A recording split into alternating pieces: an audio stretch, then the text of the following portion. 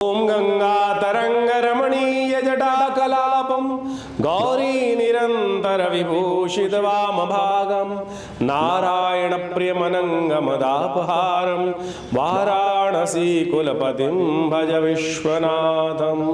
ओम त्र्यंबकं यजामहे सुगंधिं पुष्टिवर्धनम उर्वारुकमिव बंधनान् मृत्योर्मुक्षीयमामृतात्। नमस्कार, स्वागत है आपका आचार्य वाणी में। मैं आचार्य डॉक्टर विक्रमादित्य आपके साथ हूँ और आज का विषय हमारा है कि कन्या राशि वालों के लिए जो ग्रहों का परिवर्तन का योग बनता दिखाई दे रहा है। 16 तारीख शुक्रवार एकादशी का सुंदर श्रावण मास की एकादशी समस्त पापों को क्षय करने वाली एकादशी मानी जाती है और इसी दिन सूर्य का परिवर्तन हो रहा है। सूर्य 12वें भाव में जा रहे हैं।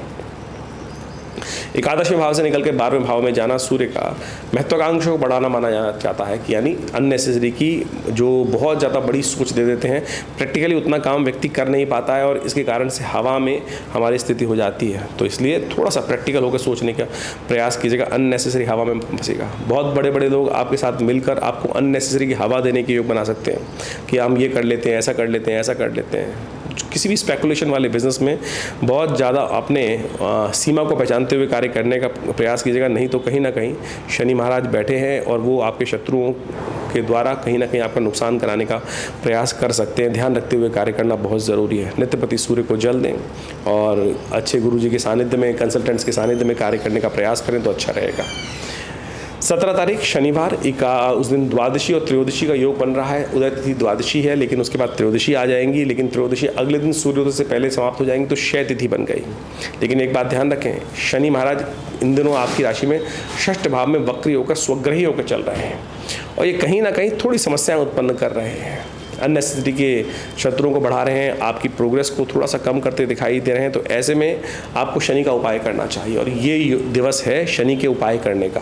क्यों? शनिवार और प्रदोष का योग बन गया है। कहा जाता है प्रदोष का योग जो होता है ना, समस्त जीवन के पापों को समाप्त कर देता है, कष्टों को समाप्त कर देता है। तो ऐसे में सूर्यास्त के बाद भगवान शंकर का अभिषेक करें और विजया जरूर लीजिएगा, क्योंकि आपका बुध इंद्र अस्त चल रहा है। विजया के द्वारा भगवान का अभिषेक करें। तिल के द्वारा विजया में ही तिल डाल दीजिए, थोड़ा सा काले तिल, और उसके बाद भगवान का अभिषेक विजया यानी भंग के रस से भगवान का अभिषेक करेंगे तो समस्त रूप से आपके शनि को भी ठीक करने का रास्ता बहुत जल्दी बनेगा भगवान की कृपा से। ये आदि दैविक उपाय हैं और इसमें यदि श्रद्धा के साथ किए जाएं तो अद्भुत रूप से भगवान की कृपा का योग बनता है। शास्त्र में वर्णित है और पुराणों में वर्णित ये सब उपाय, इनको करने से कहीं लाभ ही होगा, कोई हानि तो नहीं होती दिखाई देती। 18 तारीख की यदि हम बात करें, रविवार का अवसर, चतुर्दशी तिथि, ग्रह नक्षत्रों के दृष्टिकोण से आपके ग्रह योग अनुकूल बने हुए हैं। बृहस्पति की पूर्ण दृष्टि पंचम भाव में बैठे हुए चंद्रमा पर पड़ रही है और यह आपके लिए कहीं ना कहीं कार्यों में, आपके विचारों में विजय प्राप्ति के योग बनाते, अच्छे योग बनाता दिखाई दे रहा है। तो ओवरऑल समझें कि ये दो दिन जो हैं आपके लिए कार्यों में पॉजिटिव रिजल्ट लाने के अच्छे दिखाई देते हैं। सूर्य को थोड़ी शक्ति दें। सूर्य के नेगेटिव प्रभाव को दूर करने के लिए भगवान सूर्य को अर्घ्य देना आपके लिए अच्छा रहेगा। 19 तारीख सोमवार बात कर लेते हैं। कुंभ राशि में चंद्रमा प्रवेश करेंगे शाम के समय। ये थोड़ा भारी रहेंगे आपके लिए स्वास्थ्य के दृष्टिकोण से, इसलिए बाहर का खाना खाने से बचें, हाइजीन मेंटेन करें, ओवर स्ट्रेस लेने से बचें। राखी है इस दिन, लेकिन राखी पे इस बार कई लोगों ने कुछ शंका उत्पन्न कर दी है। भद्रा का दोष लगा दिया है और भद्रा करीब करीब, वैसे तो शास्त्र के दृष्टिकोण से देखा जाए तो भद्रा करीब 1:29 तक दोपहर तक रहेगी, लेकिन भद्रा का दोष राखी पे नहीं लगता है, श्रावणी पे लगता है। शास्त्र कहता है श्रावणी और जो फाल्गुनी है उन पर भद्रा का दोष लगता है। यानी फाल्गुनी यानी जब हम होली जलाते हैं उसमें भद्रा का दोष देखना चाहिए। श्रावणी यानी उपाकर्म इत्यादि, जनेऊ इत्यादि। लेकिन राखी के ऊपर इस बात का विचार न करें। ये तथाकथित तौर पर अननेसेसरी लोग भ्रांति उत्पन्न करने का प्रयास करते हैं। तो इसलिए राखी एक रक्षा सूत्र वाला पर्व है, इसमें कोई निषेध नहीं दिखाई देता है। इस बात का ध्यान रखते हुए कार्य करना चाहिए। आनंद से पर्व मनाएं। कोई ऐसा दोष शास्त्र के दृष्टिकोण से तो कम से कम नहीं दिखाई देता।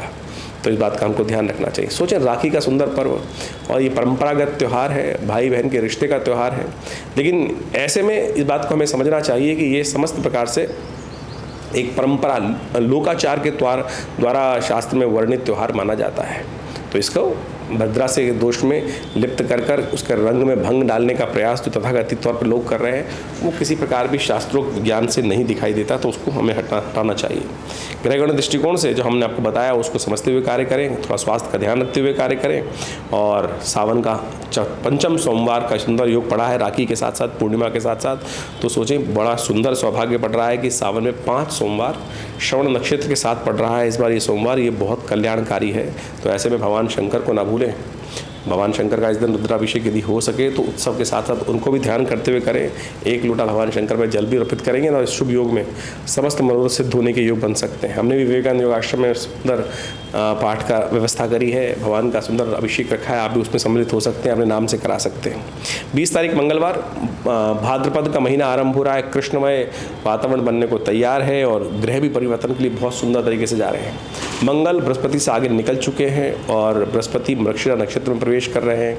भाग्य में बैठे हुए बृहस्पति आपकी राशि के अनुसार से बड़ा सुंदर योग बनाते दिखाई दे रहे हैं। अपने पूर्ण शुभ फल को देने के लिए अब ये तैयार है और आने वाले 5-6 महीने में कई प्रकार से आपके लिए शुभ योग बनाते दिखाई देंगे। तो सिलसिलेवार तरीके से ज्योतिष के दृष्टिकोण से तिथियों के हिसाब से आपके लिए ग्रहों का योगायोग क्या है वो आपने समझा। इसके अनुसार से इन सब चीज़ों को समझते हुए भी ज्योतिष के साथ साथ हमको ये भी समझना चाहिए बाकी ग्रहों के साथ साथ आपकी कुंडली में ग्रहों का योगायोग किस प्रकार का है। आपकी विशेष तौर पर ये समझें कि दशाएं अंतर्दशाएं जो कि जिस प्रकार से चल रही हैं उनका भी महत्वपूर्ण प्रभाव रहता है और उन सब चीज़ों को समझते हुए हमें उनके उपाय समय को ध्यान में रखते हुए करने का प्रयास करना चाहिए। जो राशि के अनुसार से कॉन्सेप्ट है वो विशेष तौर पर गोचर का बहुत प्रत्यक्ष प्रभाव है, क्योंकि आमतौर पर कई लोग विचित्र विडंबना उत्पन्न करने का प्रयास करते हैं कि गोचर का प्रभाव जो राशियों के अनुसार से ही आएगा। कई लोग इस बात को अपने आप को प्रेजेंट करने के लिए कि नहीं राशि का प्रभाव कुछ नहीं होता, राशि का प्रभाव ही है सब कुछ। गोचर का दृष्टिकोण देखेंगे किससे? गोचर का प्रभाव राशि के दृष्टिकोण से ही देखने को मिलेगा, लेकिन अब उसमें ये देखने की आवश्यकता होती है कि आपकी राशि या लग्न या कौन सी कुंडली का कौन सा ग्रह किस प्रकार से प्रभाव उत्पन्न करने का प्रयास कर रहा है और कहाँ से उन सब चीज़ों को कैलकुलेट करने की ज़रूरत है। तो उसके लिए ज्योतिष को बहुत अच्छे से देखने, कुंडली को बहुत अच्छे से देखने की आवश्यकता है। तो आप अपनी कुंडली को अच्छे से समझते हुए देखते हुए चीज़ों को कार्य करने का प्रयास कीजिए। हम समय समय पर आपके समक्ष आते ही रहते हैं और बहुत सारे उपाय बताने का प्रयास करते हैं और बहुत सारे तिथिवार के अनुसार से ग्रह नक्षत्रों का प्रभाव आपके ऊपर क्या है उसको समझाने का प्रयास करते हैं। और विवेकानंद योगाश्रम इस क्षेत्र में कार्य कर ही रहा है। समय समय पर बड़े बड़े अनुष्ठान, बड़े बड़े यज्ञ इत्यादि आश्रम पर चलते ही रहते हैं। भगवती का श्री विग्रह जो यहाँ उपस्थित है मंदिर में, 1947 में मुल्तान से आया हुआ श्री विग्रह, उनके सानिध्य में नित्य प्रति 8 घंटे करीब यज्ञ होता है और आप भी स्वयं हर रविवार को इस कार्यक्रम में भाग ले सकते हैं। सावन के पूरे महीने में नित्य प्रति शाम को रुद्राभिषेक चल ही रहा है, आप उसमें भी हमारे साथ उस रुद्राभिषेक के कार्यक्रम में सम्मिलित होने के लिए आश्रम से संपर्क साध सकते हैं। नंबर्स, आश्रम के फ़ोन नंबर्स आपके समक्ष चलते ही रहते हैं, उन पर आप संपर्क साधेंगे और जो भी कोई विशेष जानकारी प्राप्त करना चाहते हैं उन सब नंबरों के माध्यम से आप आ सकते हैं।